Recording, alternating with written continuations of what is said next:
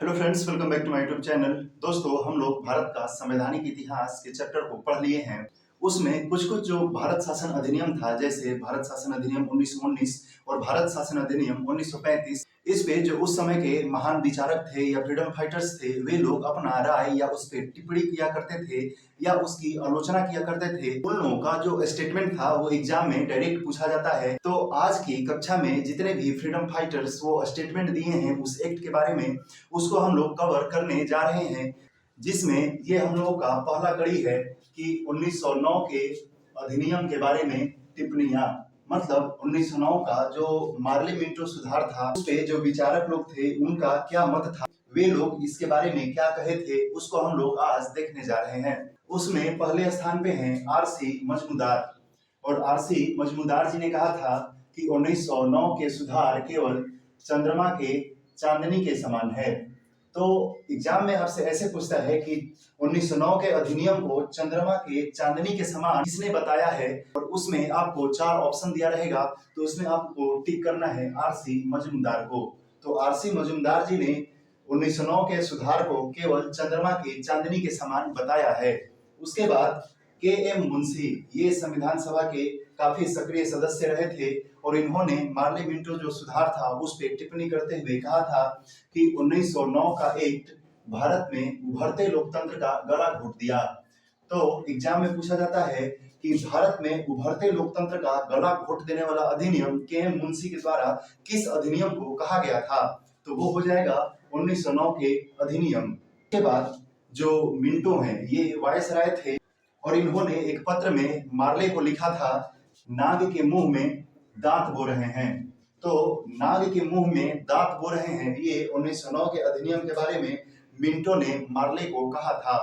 उसके बाद गांधी जी ने 1909 के जो एक्ट था उसको कहा था कि भारत के लोकतंत्र को विनाश करने वाला अधिनियम।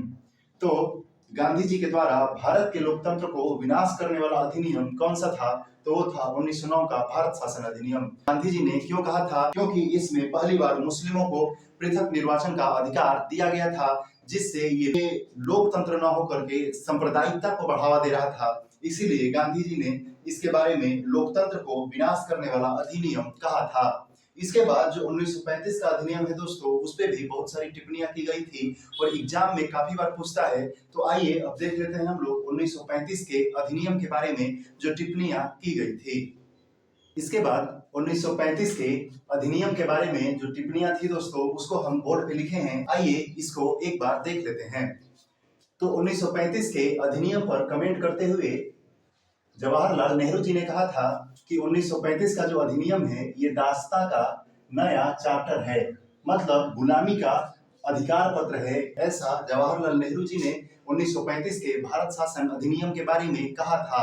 और इसके साथ साथ इन्होंने ये भी कहा था कि 1935 का जो अधिनियम है यह एक ऐसी कार के तरह है जिसमें ब्रेक तो है लेकिन इंजन नहीं है। आप कल्पना करिए कि आपके पास एक कार है, उसमें ब्रेक है लेकिन इंजन नहीं है, तो फिर इसका यूज क्या होगा। तो यही बात जवाहरलाल नेहरू जी ने 1935 के भारत शासन अधिनियम पे टिप्पणी करते हुए कहा था कि यह एक ऐसी कार है जिसमें ब्रेक तो है पर इंजन नहीं है।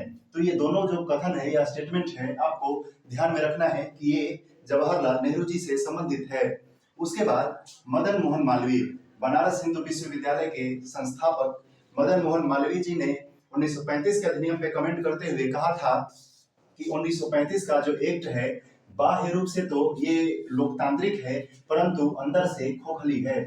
उन्होंने कहा था कि बाहर बाहर तो देखने में 1935 का जो एक्ट है वो लग रहा है कि लोकतांत्रिक है, लेकिन अंदर से ये पूरा खोखला है। ये कथन पंडित मदन मोहन मालवीय जी का है 1935 के भारत शासन अधिनियम के बारे में।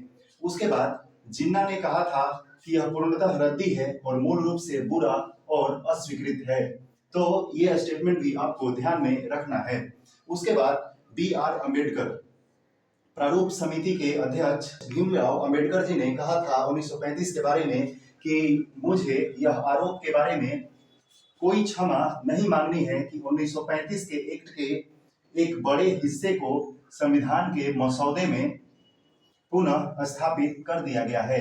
जैसा कि हम लोग पिछली कक्षाओं में देखे थे दोस्तों कि 1935 का जो भारत शासन अधिनियम था उसका लगभग 75 से 80% जो हिस्सा है उसको भारतीय संविधान में सेम टू सेम कॉपी कर लिया गया था। इसीलिए जो 1935 का भारत शासन अधिनियम है उसे संविधान का ब्लूप्रिंट भी कहा जाता है। इसी चीज पे कमेंट करते हुए अम्बेडकर जी ने कहा था कि यह आरोप के बारे में मुझे कोई क्षमा नहीं मांगना है कि 1935 का एक जो बड़ा हिस्सा था उसको संविधान के मसौदे में सेम टू सेम उसको स्थापित कर दिया गया है। तो ये बात भी आपको ध्यान में रखना है। तो आज हम लोग देखे 1919 के और 1935 के भारत शासन अधिनियम पे महत्वपूर्ण कमेंट्स जो एग्जाम में काफी बार आता है। आई होप कि आपको ये वीडियो पसंद आया होगा। यदि आप इस वीडियो को पसंद कर रहे हैं तो इस वीडियो को लाइक करिए, नीचे कमेंट करिए और अपने दोस्तों के साथ शेयर करिए। Thank you for watching this video. धन्यवाद।